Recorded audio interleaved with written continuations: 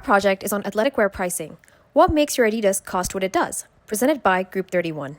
Our team consists of Muska Mesdag, Jasmine Lay, Shoria Kulkarni, and Pauline Shaw. Have you ever wondered why some athletic wear costs way more than others? Like, why is one pair of sneakers $150 while another is $50? Or why women's workout clothes sometimes cost more than men's?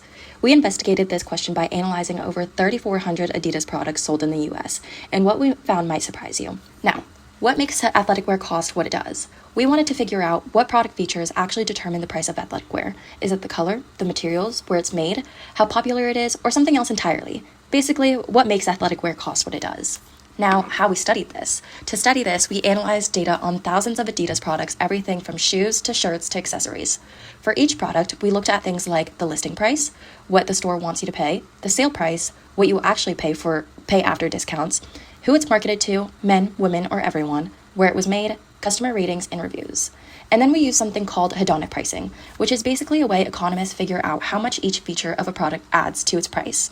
Like how much extra cost does being a shoe add compared to being a shirt? Or how much less does it being made overseas affect the price? What we expected. Going into this, we thought two things would matter most. Materials, like whether it's made from fancy performance fabrics or basic polyester, and country of origin, where the product was made. Now what we actually found? Well, we were wrong. Here's what really drives pricing. Finding 1. The original listing price is the biggest factor. The quote-unquote sticker price acts like a baseline. Everything else just adds or subtracts from that. This makes sense, since sales price are basically discounts from the original price. Finding 2. Product type matters way more than we expected. Footwear costs significantly more than clothing or accessories. A pair of shoes will typically be pricier than a shirt, even with similar features. Finding 3. Gender-targeted marketing affects price. This was interesting. We found that women's products cost about 2% more than men's products on average. Now, 2% isn't huge. It's not like the pink tax you might have heard about where women pay 8% more, but we don't have enough data to say that it's due to a random chance.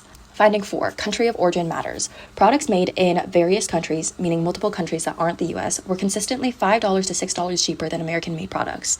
Our last findings, some things don't matter much for sales price. Here's what didn't affect price as much as we thought. Color, which had no predictive effect on sales pricing. Customer ratings, which barely affects pricing. Number of reviews, which had almost no impact. And popularity, which was surprisingly not a big factor in sales price. So, why didn't our hypothesis work out? We were missing critical data. We couldn't test material type because our data sets didn't include that information.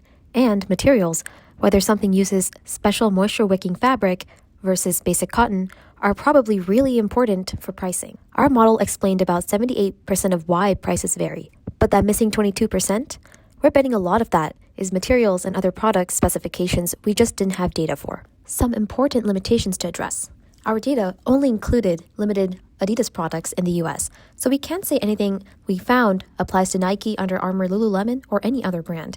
Each company has its own pricing strategy. Also, our data is a snapshot in time. We can't tell you if these patterns are changing, getting better, or getting worse over the years. Also, our dataset was pretty small. We'd need way more data to make really confident conclusions about things like gender-based pricing. So, why should you care? As a consumer, knowing that product type and gender targeting affects prices more than popularity or ratings can help you make smarter shopping decisions. Don't just buy something just because it has a ton of reviews. As a society, these findings raise questions about pricing equity, especially the modest gender-based pricing difference we found. Even 2% adds up when you're buying lots of products over your lifetime. So, what are our next steps? If we could continue this research, we'd want to compare multiple brands to see if these patterns hold everywhere, get actual material data so we can test our original hypothesis, track prices over time to see if gender-based pricing is getting worse or better, and maybe even run experiments with real shoppers. The bottom line of our research is that athletic pricing is more about what type of product it is and who it is marketed to rather than how popular or highly rated it is. Next time you're shopping, remember, you're paying for the product category and marketing strategy as much as the actual item. Thanks for watching!